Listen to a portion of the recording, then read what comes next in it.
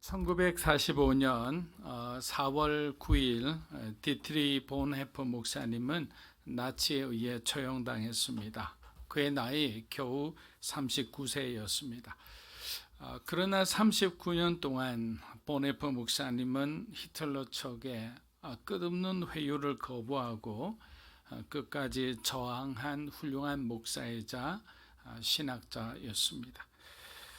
그는 수많은 독일인 뿐만 아니라 전 세계인으로부터 아직도 찬사를 받고 있습니다.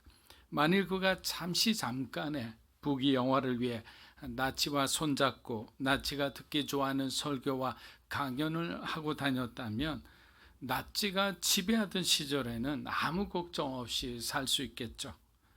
그러나 결국 악은 멸망할 수밖에 없듯이 나치와 히틀러가 사라진 그때는 그에게는 나치주의자라는 오명만 남았을 겁니다. 하나님 나라를 살아가는 우리들도 마찬가지라 생각합니다.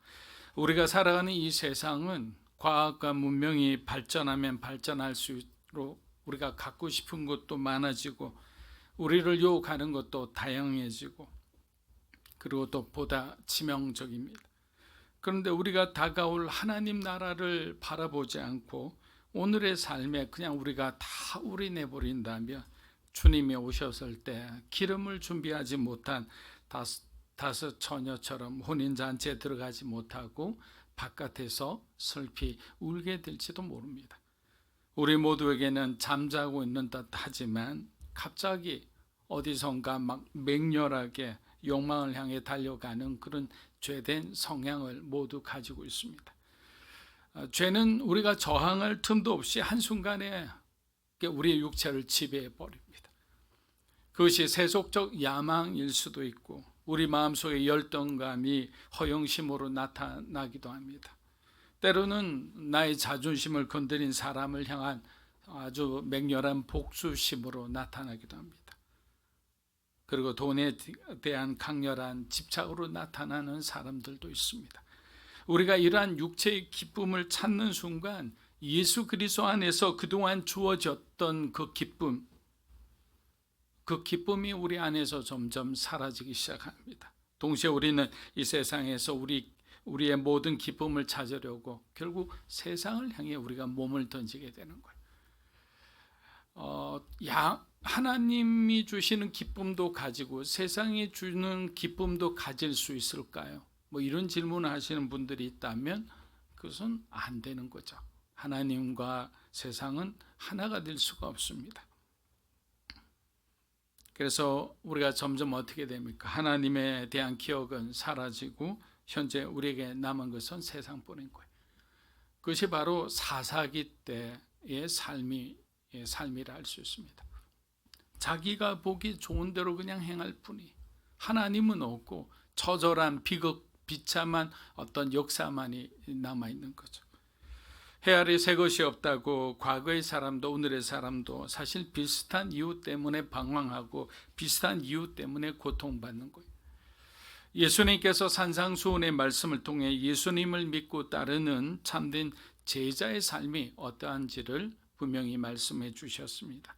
특별히 마태복음 6장 1절에서 참된 신앙과 거짓 신앙의 차이를 우리에게 뚜렷이 가르쳐 주셨습니다. 우리 마태복음 6장 1절 다시 한번 읽어보겠습니다. 사람에게 보이려고 그들 앞에서 너희 의를 행하지 않도록 주의하라. 그리하지 아니하면 하늘에 계신 너희 아버지께 상을 받지 못하리라. 자, 여러분, 참된 신앙이란 하나님 중심의 삶을 살아가는 것이다 라고 했어요. 성경은 분명히 사람에게 보이려고 사람에게 인정받으려고 하는 사람들은 뭐라고 하셨어요? 하나님 아버지께 상을 받지 못한다라고 했어요. 그런데 너무도 많은 사람들이 이 말씀에 제대로 귀를 기울이지 않고 있어요. 심지어 교회를 다니는 사람들도 이미 구원을 받았으니 이 정도는 탐해도 하나님이 용서해 주시겠지라고 생각하시는데 우리가 구원받았다는 것을 우리가 어떻게 확신할 수 있습니까? 그리고 여러분은 구원받았습니까? 어떻게 구원을 확신하십니까? 라고 물으신다면 여러분은 어떻게 대답하시겠습니까? 구원은 전적인 하나님의 주권 아래에 있는 영역이기에 어떤 신령한 목사도 어떤 유명한 신학자라도 성도의 구원에 대해서는 함부로 확신하지 못하는 겁니다. 단 그들의 신앙과 삶의 열매를 보면서 이 사람은 정말 구원받은 사람이구나, 이 사람은 이 사람의 모든 삶이 하나님을 기쁘시게 하는 삶에 올인한 사람이구나 라는 것을 그 사람의 열매를 통해 알 수 있을 뿐이. 그래서 예수님께서는 오늘 재물에 대한 말씀, 돈에 대한 말씀을 통해 우리의 신앙이 진짜인지 가짜인지를 스스로 테스트해 볼 수 있도록 이렇게 말씀해 주신 거예요. 데살로니가 교인들처럼 재림에 대한 말씀, 재림이 이제 재림의 날에 대한 가르침을 하니까 마치 예수님의 재림이 곧 임박했다고 스스로 착각하고 아무것도 하지 않고 막 방탕한 생활을 하는 것을 보고 바울이 뭐라고 권면했습니까? 우리의 구원은 주님만이 하신다고 했어요. 마태복음 6장 19절 우리 한번 읽어보겠습니다. 너희를 위하여 보물을 땅에 쌓아두지 말라. 거기는 좀과 동록이 해하며 도둑이 구멍을 뚫고 도둑질은. 많은 사람은 돈을 벌어 땅에 쌓아두려고 합니다. 여러분, 돈은 악한 것입니까? 선한 것입니까? 라고 질문한다면 여러분은 어떻게 대답하시겠습니까? 여러분이 생각하시던 돈 자체는 선하지도 악하지도 않죠. 그 돈을 하나님보다 더 사랑하는 사람들이 항상 문제이기 때문입니다. 돈을 신처럼 모시고 다니며 돈이 권력이라고 믿는 사람들이 결국 불행해지는 거예요. 디모데전서 우리 6장 9절에서 10절 한번 읽어보겠습니다. 부하려 하는 자들은 시험과 올무와 여러 가지 어리석고 해로운 욕심에 곧 사람으로 파멸과 멸망에 빠지게 하는 것이라. 돈을 사랑함이 일만 악의 뿌리가 되나니 이것을 탐내는 자들은 미혹을 받아 믿음에서 떠나 많은 근심으로서. 돈을 사랑하는 것이 문제지 돈 자체가 일만 악의 뿌리라고 말하지는 않았어요. 여러분이 돈을 사랑한다는 것은 여러분이 돈으로 할 수 있는 바로 그 일을 사랑한다는 거예요. 여행을 가고 좋은 차를 사고 좋은 집을 사고 여러분의 삶을 편하게 해주는 것이 바로 돈이죠. 이 말씀 결국 우리 인생의 주인이 누구인가를 다시 한번 가르쳐주고 있는 거예요. 너의 삶의 진정한 주인은 누구인가? 돈인가? 아니면 예수님인가? 서기관과 바리새인의 의와 예수 그리스도 안에서 지금 선포되고 있는 하나님의 의, 이 의의 전쟁 가운데 가장 근본적인 이 차이는 무엇인가? 누가 주인인가를 지금 주장하고 있는 거예요. 성경은 일관되게 우리 인생의 주인이 누구인지를 묻고 있는 거예요. 구약도 신약도 마찬가지입니다. 그래서 구약의 주인공도 예수 그리스도시고 신약의 주인공도 예수 그리스도이신 거예요. 우리가 많은 돈을 써서 계획하는 이 일이 누구를 위한 일인지를 지금 여러분에게 묻고 있는 거예요. 우리가 세상의 유혹에 빠져 하나님을 던지고 살아가는 것, 이것을 누가 가장 가슴 아파하실까를 묻고 있는 거예요. 우린 정답은 알고 있죠. 하나님이 가장 가슴 아파하시죠. 여러분, 부모가 어린 자녀를 키울 때를 생각해 보십시오. 아이들은 부모의 말을 완벽히 이해하지 못하고 때로는 말썽을 부립니다. 그러나 부모는 자녀를 사랑하기 때문에 그들의 실수를 용서하고 또 잘못된 행동을 바로잡아주고 올바른 길로 인도하려고 애를 씁니다. 마찬가지로 하나님은 우리 인생의 주인이시기에 우리의 많은 실패와 실수와 잘못에도 불구하고 변함없이 용서해 주시고 우리를 용납해 주시는 거예요. 하나님은 우리가 하나님과 함께 계속 우리에게 주어지는 그 마지막 시대를 준비하는 자가 바로 저와 여러분이 되기를 원하는 거예요. 우리에게 주어진 하루하루는 결국 마지막 그날을 향해 가게 되어 있는 거예요. 왜? 목적지가 거기 있기 때문에. 하나님이 거기를 목적지로 정하신 거예요. 그런데 우리는 땅에만 보물을 쌓고 있으니 얼마나 답답하시겠습니까? 하늘에 있는 계좌에 이체를 해야 되는데 얼마 안 있으면 그냥 파산할 은행에 그 많은 돈과 그 많은 재능과 그 많은 시간과 그 많은 건강을 거기에 다 이체해버린 거예요. 예수님 보시기에도 얼마나 안타까우셨으면 이런 말씀을 하셨겠습니까? 우리 6장 20절 한번 읽어보겠습니다. 오직 너희를 위하여 보물을 하늘에 쌓아두라. 거기는 좀이나 동록이 해하지 못하며 도둑의 구멍을 뚫지도 못하고 도둑질도 못하느니라. 사랑 여러분, 이 세상의 모든 것은 유한하죠. 그래서 시간이 지나면 하나씩 사라지게 되어 있습니다. 초등학교 때 너무 친구들이 좋은데 시간이 지나니까 사랑하는 친구들과 헤어져 나는 중학교로 가야 해요.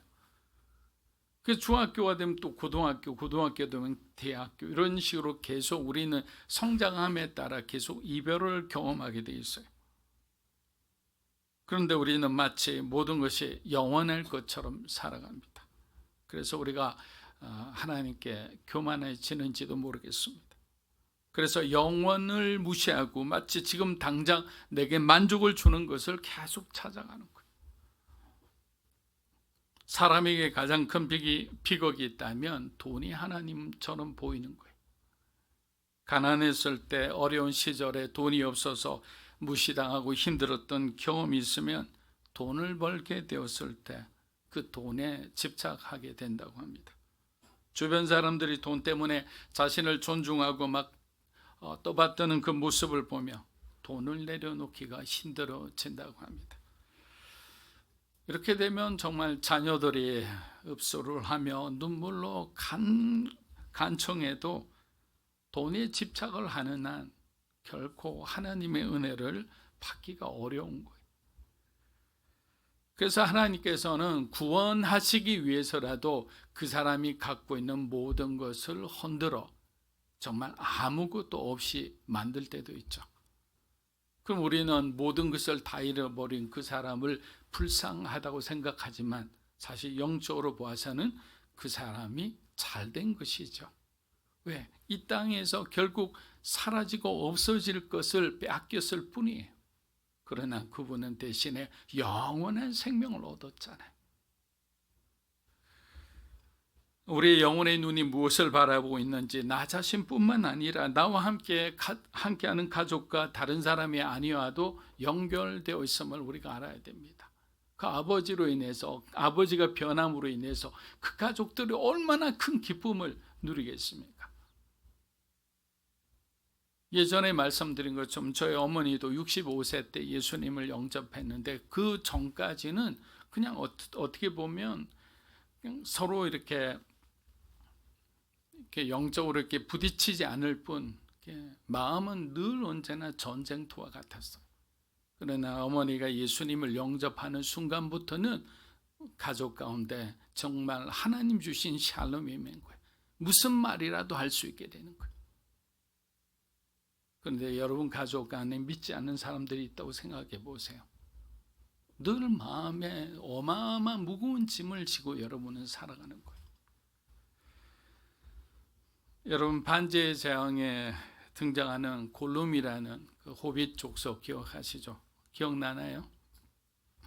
여러분 원래 골룸은 다른 호빗들과 웃음과 우정을 즐기는 행복한 호빗이었어요.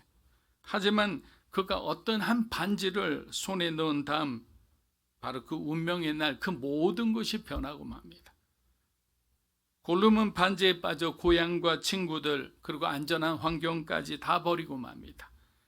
그 반지를 자신의 소유물로 지키기 위해 그의 모든 것을 망가뜨린 거예요. 여러분 이것이 골룸에만 해당되는 것일까요? 안타깝게도 지금도 우리 주위에서 실제로 일어나고 있는 문제들이에요. 돈 때문에 가족도 잃고 서로 간에 친지 간에 친척들 관계도 다 끊어지고 홀로 된 사람들이 많이 있습니다. 하나님의 소유된 백성임에도 돈의 노예가 되고자 하는 그런 사람들이 있는 거예요. 하나님을 믿으면서 그리스도인답게 빛과 소금으로 사는 것이 왜 그리 힘들까요? 우리 안에서 꿈틀거리는 이 육체의 소욕을 성령 하나님의 그 성령의 소욕으로 제어하면 되는데 이기는 날보다 왜 지는 날이 더 많을까요? 여기에 대한 답이 바로 오늘 말씀인 거예요. 땅에 보물을 쌓지 않고 하늘에 쌓으면 되는 거예요. 땅을 위해 살지 말고 하나님 나라를 위해 내가 불편함을 감수하고 나보다 남을 위해 복음을 전하는 삶을 사는 것이 하늘나라에 엄청난 보물을 쌓으며 사는 삶이라는 거예요. 예수님께서 바로 우리에게 이 진리를 직접 가르쳐 주신 거예요. 제가 하는 말씀이 아니잖아요. 그래서 예수님은 우리에게 이런 말씀을 하십니다. 마태복음 6장 21절입니다. 내 보물이 있는 곳에, 자, 우리 이런 말씀 잘 비유하잖아요. 예수님의 이 말씀은 우리의 마음이 무엇에 우선순위를 두고 살아가는지를 질문하시는 거예요. 우리가 보물을 어디에 두고 있는지를 보면 사실 금방 알 수 있습니다. 만약 우리가 돈과 명예와 어떤 세상적인 성공과 그 가치를 우선한다면 우리 마음도 그것으로 가게 돼 있어요. 그 사람이 몰두하고 있는 것, 그 사람이 지금 막 애착하고 집착하고 있는 것을 보면 결국 하나님을 빙자하여 결국 자기의 꿈과 자기의 욕망을 이루기 위해 그렇게 살아가는 것. 반면에 우리가 우리의 죄를 사해 주시고 우리를 영원한 하나님 나라에 들어가게 해 주신 그 구원의 은혜에 감사하며 살아가는 사람들이라면 우리의 말과 행동은 자연스레 주님을 닮아가게 될 것입니다. 사람들을 격려합니다. 내가 뭔가 누리기보다 내가 양보하고 내가 가진 작은 것이라도 나누려 할 거예요. 여러분 마음에 뭔가가 아깝다는 생각이 들 때는 여러분 안에 영적으로 알람을 울려도 되는 거예요. 하나님이 주시는 건데 또 하나님이 나누라고 내 마음에 감동을 주시는데도 내 안에서 뭔가 이렇게 끝내기가 힘들다는 것은 굉장히 두려운 일이라 생각합니다. 사랑하는 여러분, 저는 여러분이 예수님을 가장 사랑하는 사람들이 되시기를 축복합니다. 우리가 말로만 사랑해서는 우리의 삶에 어떤 변화도 열매도 맺혀지지가 않죠. 그래서 예수님을 사랑한다는 것은 어쩔 수 없는 거예요. 예수님이 걸어가신 그 길대로 가라는 거예요. 희생하는 거예요. 헌신하는 거예요. 억울함과 오해도 각오하는 거예요. 그러나 그 길을 걸어가는 저와 여러분을 주님께서는 기뻐하신다는 거예요. 그러한 삶을 살아간 여러분을 하나님께서는 칭찬하신다는 거예요. 여러분, 저에게 칭찬받기를 원합니까? 장로님과 권사님들에게 칭찬받기를 원하세요? 아니면 하나님이 여러분을 칭찬하시는 걸 원하세요? 하나님이시잖아요. 사랑하는 내 종아, 네가 작은 일에 충성하였도다 라는 그 한 말씀 때문에 우리는 지금까지 이 일을 하면서 힘든 그 모든 노고가, 수고가 한순간에 다 날아가는 거예요. 눈물이 쭉 흐르겠죠. 주님 감사합니다. 주님 감사합니다. 주님 알고 계셨군요. 요한복음에서 우리는 니고데모라는 사람을 만날 수 있습니다. 여러분, 외부에서 보면 니고데모는 모든 것을 가진 사람이에요. 니고데모는 가난한 사람이 아닙니다.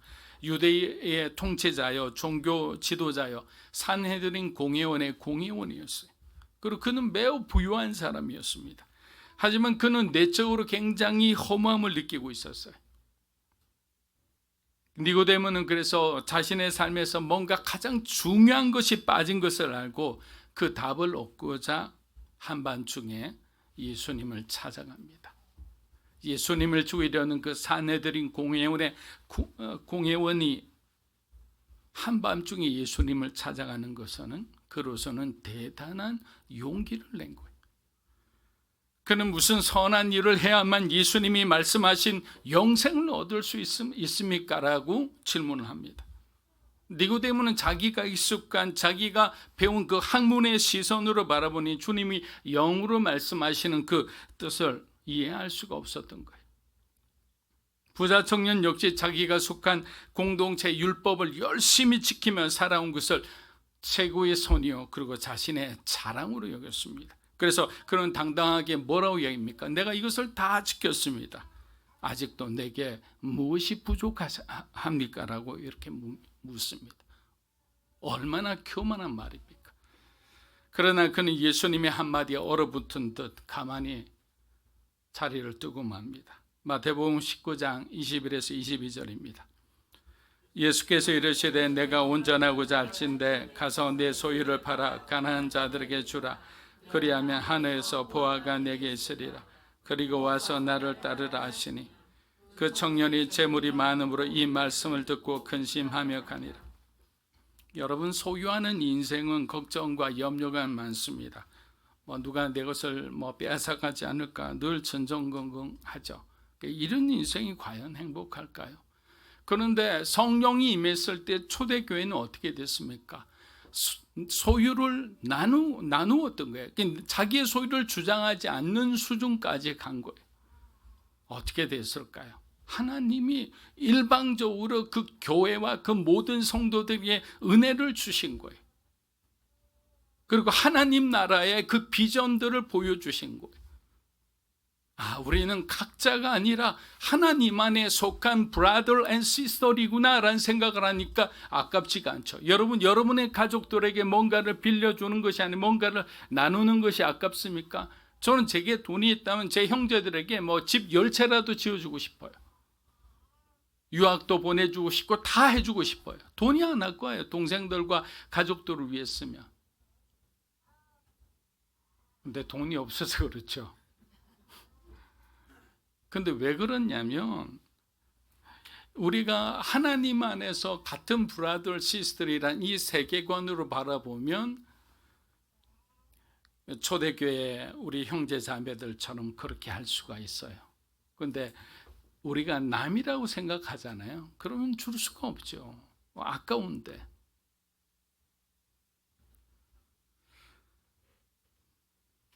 신약 성경을 펼치면 예수님이 어떤 삶을 사셨는지 우리가 잘 알 수 있지 않습니까?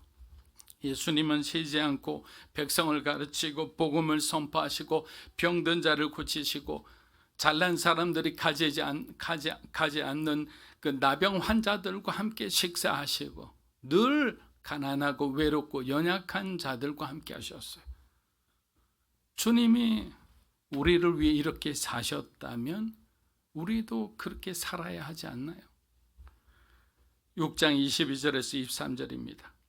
눈은 몸의 등불이니 그러므로 내 눈이 성하면 온몸이 밝을 것이요 눈이 나쁘면 온몸이 어두울 것이니 그러므로 내게 있는 빛이 어두우면 그 어둠이 얼마나 더하겠나.